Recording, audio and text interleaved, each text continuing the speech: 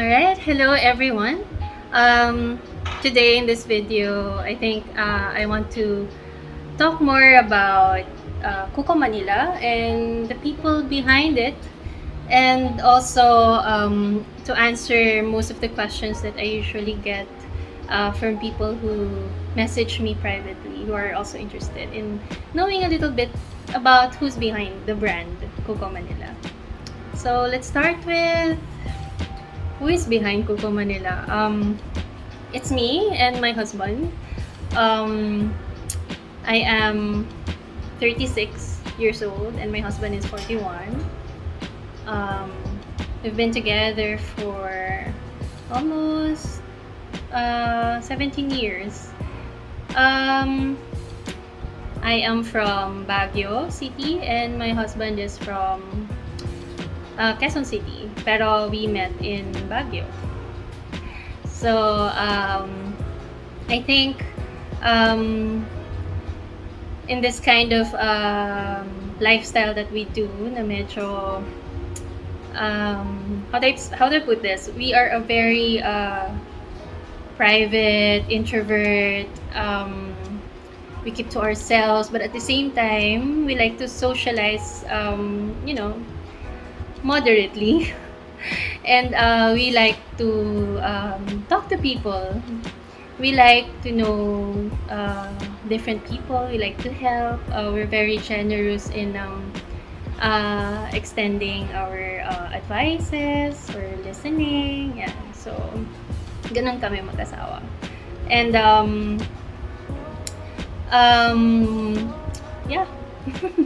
So my husband's name is Lester, but I call him Koy. And my name is RoyAnne Lee, and my nickname is 𝗃𝗏𝗃𝗀𝗃. So question number 1. What were you doing before you became a resin artist? Actually, I a fashion designer. We are into the business of making and producing gowns for formal wear and bridal wear. We've been in the business for almost 10 years and we have 2 branches here in Manila, one in Quezon City and one here in Marikina. So the story of how I entered into resin is also similar with how I entered the fashion industry. I'm a nursing undergrad student and I got pregnant when I was 21. So from Baguio, we moved here to Manila. And I'm the type of person who doesn't really just stay at home and do nothing. So medyo bata pa lang ako, I really like to create things and do things with my hands. So I like to create beautiful things. That's one thing that I am really certain of what makes me happy. So we are also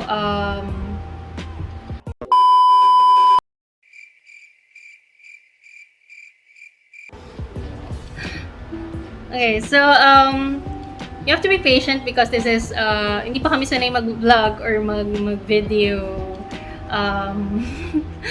vlogging. So yeah, it's similar to how we started our way into the fashion industry then. It's similar to this. So it self-taught then, so I also explored on my own, learned on my own. So ganun din when I entered resin, it first became a fascination whenever I see videos online. It started out when I saw I think it was rings and wood. I just find it really interesting, and I remembered my husband years ago nung architecture student pa lang siya. They were dealing with resin with their scale models, and ginawa niya rin ako ng pendant na necklace na may butterfly. So I remembered na it was resin, so I asked him about it, and wala siyang masyadong alam about resin kasi hindi niya masyado na-explore yun. Actually, it's been on my mind. I've been interested in doing it. Kaso walang time because of our business and our lifestyle. we felt na talagang wala ng free time to do anything else. So when the pandemic came and nagka-lockdown, syempre, you know, hindi ka kasi pwedeng nasa bahay lang doing nothing. The business that we do, it's not something that you can do at home. And plus, it's based on basically events. So, walang masyadong events. So, in short, there was nothing much to do. So, I tried looking and researching on what to buy. I encountered a lot of mistakes. Kasi ang una kong ginawa is to look for the cheapest, which is actually very wrong.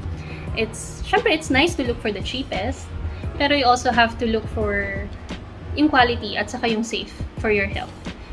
So in my case, I actually tried a really cheap resin that I found. It's wala siyang brand. It's basically mixing the resin with 3 to 10% of hardener. So it was so hard to mix. Malakas ang amoy, nakakahilo, masakit sa ulo. And then I encountered skin allergies sa arms, sa legs, sa fingers, sa face. Akala ko nga hindi na siya mawawala because eventually when you get yung allergy na ganun, you have rashes and then it turns into blisters and then the skin darkens and you think it's gonna last forever kasi yung itch, it doesn't really go away. Siguro I felt na wala na siya about 2-3 months after. So after that, explored a lot and it wasn't clear, hindi siya yung gusto kong product, yung end product na nakikita ko sa mga videos kasi mali nga pala yung resin na ginagamit ko. And then I tried researching and most of the things that I see are products from the US and ibang bansa. So, syempre alam natin magagaling talaga sila kasi sila yung mga nauna dyan. And then I bumped into a Facebook community ng resin, epoxy resin. And then I just joined and asked questions. I found out before na puro lalaki yung nandun sa group kasi they were all doing furnitures, floorings. So sabi ko, parang wala ko masyadong nakikita na gumagawa ng mga smaller pieces that's, you know, helpful for what I need. So, eventually, siguro dahil sa trend, nagkaroon unti-unti ng mga members doon na very helpful, who also gave tips. Pero when it comes to YouTube videos, wala ko masyadong makita ang tutorials. So, I relied on the tutorials that I can see talaga sa US. And I kept messaging suppliers, asking a lot about them. Yun yung isa na huwag kayong mahiyang gawin. Na when you're about to buy something, ask everything. Ask everything na sa tingin nyo makakatulong sa inyo para may peace of mind din kayo, para mas may alam din kayo on how to deal with it. Kasi resin, with different brands, iba-iba din yung characteristics nila. And madaming factors. Yun yung natutunan ko with my journey and experimenting. So in my case kasi, I think it's really helpful that you have a partner who really supports you and what you do. So, he helped me and he just lets me experiment on what I need to do. So, I was able to, I call it an investment when you invest in experimentation and mistakes because that's when you learn and when you know the things that you have to invest more on. So, yeah, unti-unti I bought from different brands, tried it. I was doing coasters mostly back then. Trays, and I was really interested in those things. Earrings, I would do those kasi I really like collecting earrings too. Yeah, so that's how it started. I bought a lot of molds from Shopee. Silicone molds are really cheap. So, although they don't last for a long time, siguro mga hanggang 10 beses na gamit, eventually it's not gonna be as glossy as it was when it was brand new. So, silicone molds, kahit anong alaga ang gawin natin, eventually magde-degrade siya, so you have to throw them out. How did I start my journey? It was officially started August 2020. Actually, alongside this, we were also struggling with the other business. It was so stressful. 2020 is a really stressful year for us.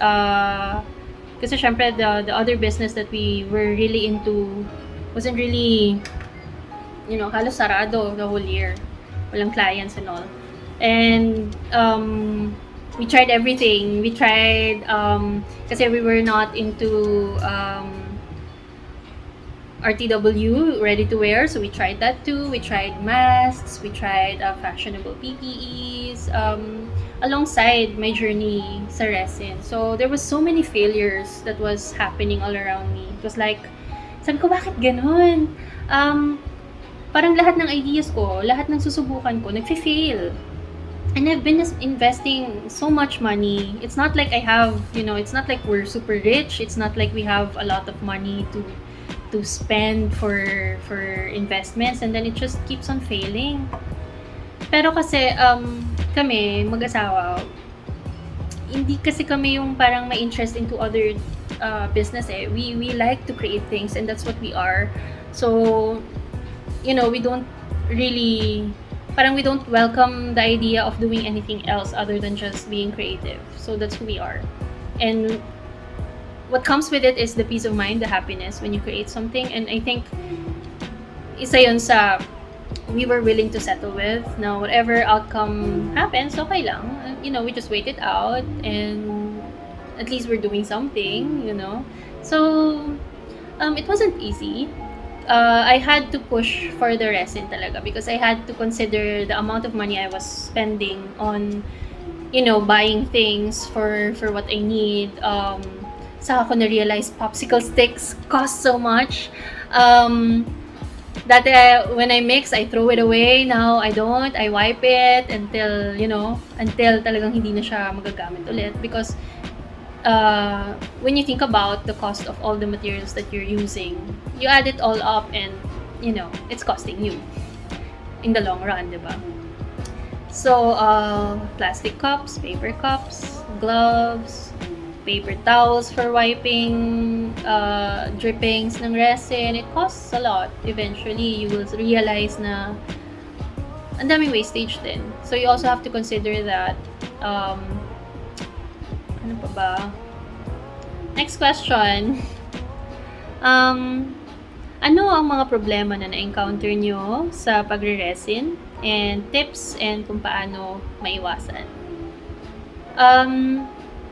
I think the problems that I encounter in doing resin is part of the journey. So, when I see people committing mistakes and asking for help sa community, alam ko may sasagot dun eh. And alam ko merong tamang answer. But, when I see those, wag sana masamain, pero napapangiti ako kasi I see myself na ganun ako. Na parang nakaka-frustrate, anong gagawin ko, paano to i-solve. Pero pag nakita ko yon, alam ko na this person is on the way to mastering something. Kasi desperate siya to ask and to learn what to do. So, even if mabigyan ka kasi ng tip, kung mali din, at once mo lang tinry and you stop trying it again, then you will never get it right. So, isa sa mga na-encounter ko na pinaka-madalas kong na-encounter sa pag-resin is overmixing. So, yon, na-solve na namin yon because my husband came up with a calculator na I can use para I can just put in the dimensions at alam ko exactly how much I need plus how much the cost is and how much I should be charging the client. So, that's much easier na. Pa ba? Syempre, too much of everything is not good. So, alam natin na resin is still a chemical that's not natural. So, exposure to it, sometimes you get headaches, sometimes nahihilo ka. So, that's why you can read a lot about, wearing proper PPEs, gloves, respirators, goggles. And that helps. And being in a room with enough ventilation is a must.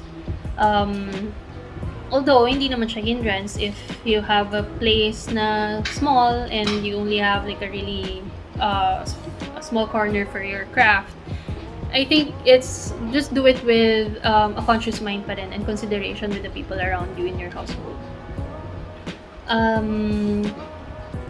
Pa ba? The hardest part is polishing resin.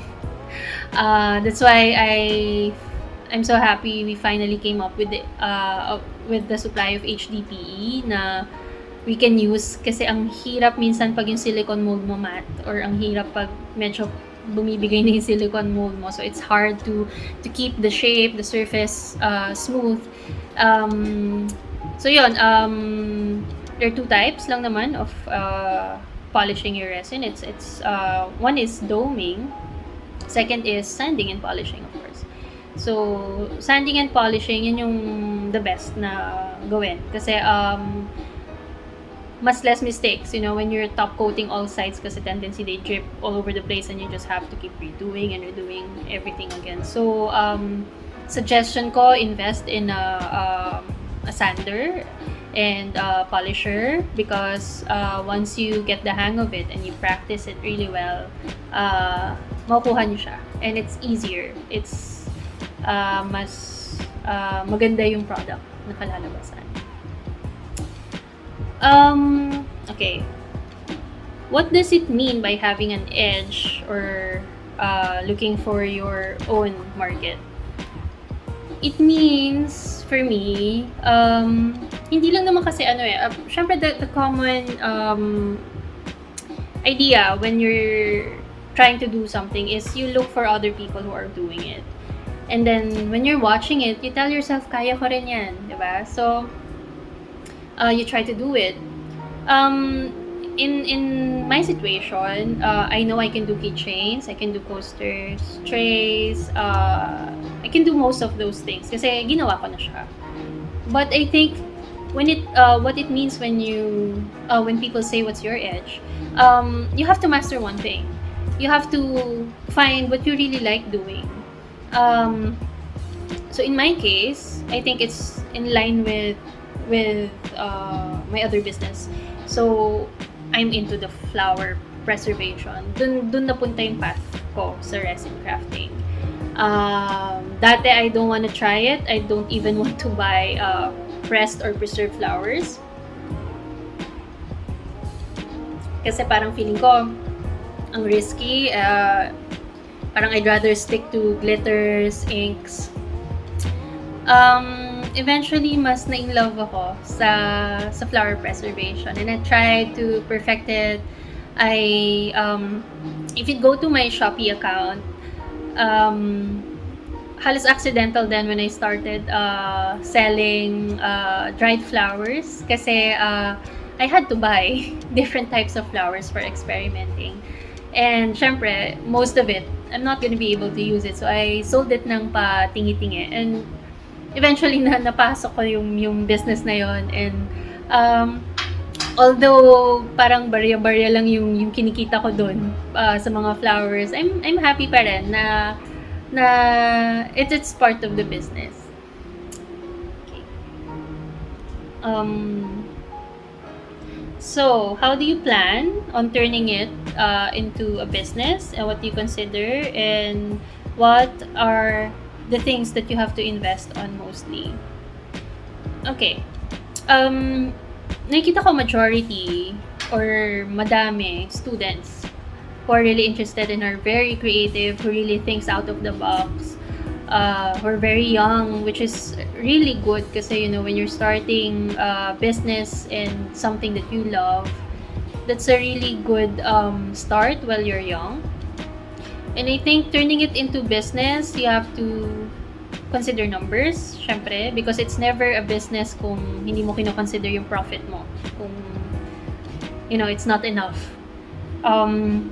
You have to consider, you know, you have to stick to one or two na brands that you really like, para if the other one is out of stock or on vacation, di sila nakapag-deliver, or on a holiday, meron kang isa pang matatakbuhan. So you need to stick to at least two brands that you know na sanay ka, para alam mo what to use for certain projects. So siguro in another vlog, I will discuss different local brands and the different types of resin. So, what to invest on mostly? Experience, I think. I think the best advice na I can give to somebody who's watching this right now, if you can invest or buy a liter, 1 kilogram of resin to experiment on. Plus, get molds that you think you want to do, like keychain molds, coaster molds. Investment mo yun. So, buy that, play with it, do a lot of things with it, like mix everything na sa tingin mo would, would be nice yung outcome. So, you can put pebbles, shells, glitters, inks, whatever na maisip mo. Paglaruan mo yung 1 kilogram na yun. But, keep notes. Tignan mo yung temperature, tignan mo yung humidity, tignan mo yung weather. So, because those things, they contribute to the quality of your resin. Also, take notes of everything. How much you poured, what time you poured. So, lahat yan. Pag-aralan mo talaga. So, aside from investing on, experimenting, pag may nakita kayong sale na mga bagay na alam nyong nasa listahan ninyo dahil kailangan nyo siya at magagamit nyo siya, bilhin nyo yun. Once you can get it. Kasi having those tools make your job easier, and having a job easier makes you deliver the product faster. So yung profit, marireceive nyo rin siya faster din. So mas mapapaikot nyo yung profit. Next, have you ever had problems with clients, and how do you deal with clients? Siguro kasi with the experience that I have, medyo mas sanay na, pero to explain it further siguro, anything na creative yung business, like making coasters. Mara may magpagawa sa inyo ng beach theme. So, she or he will send you pegs from the internet, like, kaya mo ba to? Gusto ko ng ganito, ganyan. So, in your heart, you can do it because you've experimented. But there's also nothing wrong if it's the first time you're gonna do it, diba? But before you ever do it, try it first for yourself. And do not overpromise sa clients, kasi nga, a lot of things in the resin, in resin is, unpredictable. So, do not overpromise. Just say na, yes, ocean theme, in my own version, my own rendition, yes, kaya ko. Yan. And, check then the quality of the things that you use for your products, I do not recommend, yung mga alcohol inks from China, kasi they fade over time. Like in 3 months, wala nang kulay, or sobrang iba na yung itsura ng resin or nung coaster ninyo na beach. Wala na. So, mahirap when you have a client coming back to you and saying na, bakit ganito na yung coaster, ganyan, bakit wala na siyang kulay, ganon. So, invest in better quality colorants, better quality resin din. Some of you kasi, I think, when you look at it, per kilogram, kunwari, you're comparing 1 kilogram na worth 1.5, and then you're comparing it to worth mga 700. Pero nakita mo sa reviews, yung problema niya ang dami, diba? Mura nga siya, pero sobrang daming problema. Compared to the other one na, yung mga reviews niya really good, saves you time, na it's guaranteed, maganda yung kalalabasan, it doesn't yellow over time. Of course, resin still yellows over time like any other material on earth. Pero it's not that fast na mag-yellow siya. Wala pa naman akong nakitang nag-yellow sa mga ginawa ko since I started with the brands that I'm using. So, pero I figured, siguro in 10, 20 years, syempre, everything else will age, diba? Pero yung iba kasing resin brands, ayan, wala pang 6 months. Yellowish na siya. So, you have to wait.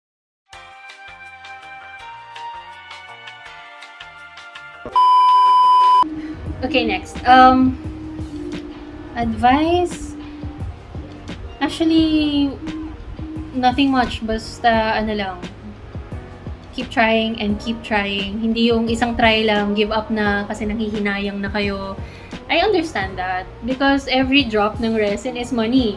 Pero just consider na kung ano yung matututunan nyo from that is very valuable. Matututunan nyo how to handle it and how to... Kasi kung yun pa lang give up na kayo sa unang try, how much more kung may clients na kayo, mas mahirap yun. So, kailangan pagtibayin yung sarili nyo, kapalan nyo rin yung mukha nyo in selling your products. Kailangan ganun. Kasi kung hindi, I don't think makakabenta ka kung hindi ka confident with your products and what you can do. You know, try new things. Pag may lumapit sa'yo, can you do this?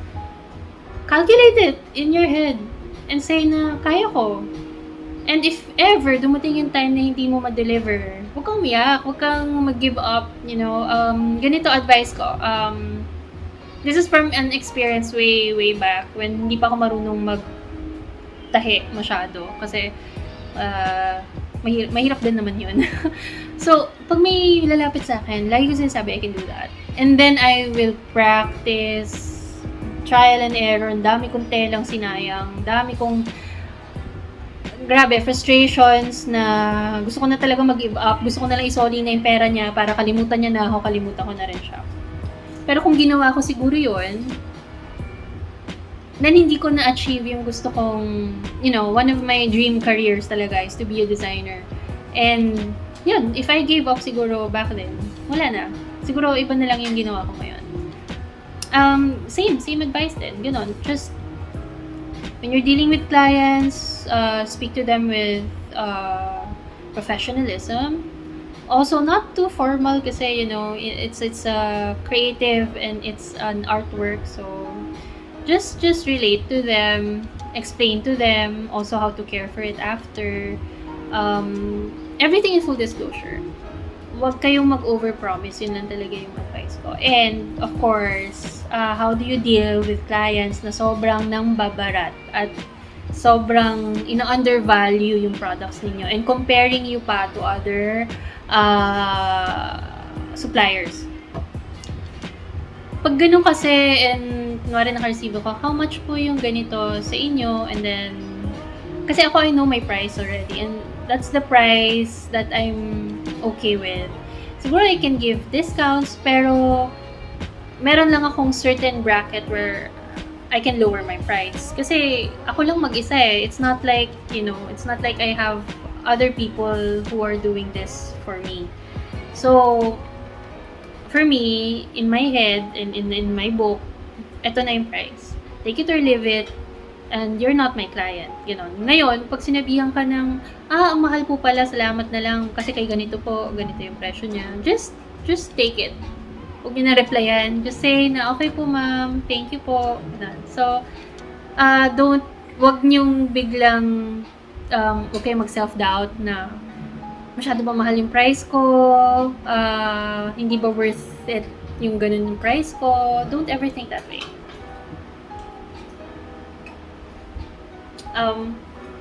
Kasi if you think that way, you will end up always lowering your price.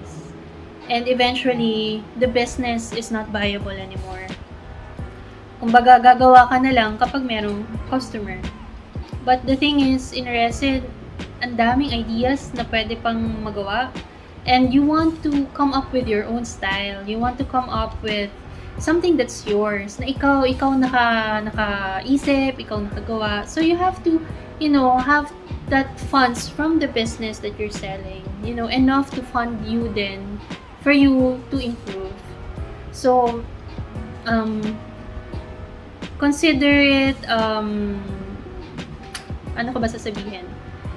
I know that some of you are, you know, you post sa groups and saying, ano po ba mga kailangang beginner's kit? because I want to help my family. I'm a student, and nakita ko kasi ganito trending siya, viral siya, and I want to sell my own kasi mukhang kaya ko naman, which is true, which is very true. Pero I think kailangan nyo talaga to put value din sa oras nyo. Kasi kung hindi kayo paid enough to do it, then do something else na lang. Kung ang purpose nyo for doing resin is to help your family, do something else na lang. Wag na lang yan. Kasi you'll end up being bitter. You'll end up envying other resin artists who are doing good. Kasi ikaw mismo, you undervalue yourself. So, I know it's easier said than done, pero siguro samahan nyo ng prayers and samahan nyo rin ng extra, how do I put this? Samahan nyo ng support. You need the support system. Someone who will help you, criticize you in a constructive way. Kasi you have to be open to that. The way we improve our craft is through criticisms. So, if somebody tells you, or, pag humingi ka ng tulong, like, how can I improve this? Take it. Weigh it. Tama ba? May points ba yung sinasabi niya? Because there's a reason why architects study design. Because meron siyang study, merong scientific study on how it affects our emotions when we look at it, what makes it beautiful. So, hindi pwedeng lahat just dump it there in the resin and then dapat maganda siya. Kung hindi siya maganda, hindi client ko yun. No. You have to inspire yourselves and look at things that are beautiful. In resin, ang dami mong pwedeng pagkunan ng inspiration. I really like watching Netflix's moving art. If you have Netflix or YouTube, search for it. Ang ganda niya. Syempre, gawa ni Lord yun. So, it's very inspiring to create textures like that, colors like that, na, you can also put in your pieces. Everything else around you should inspire you.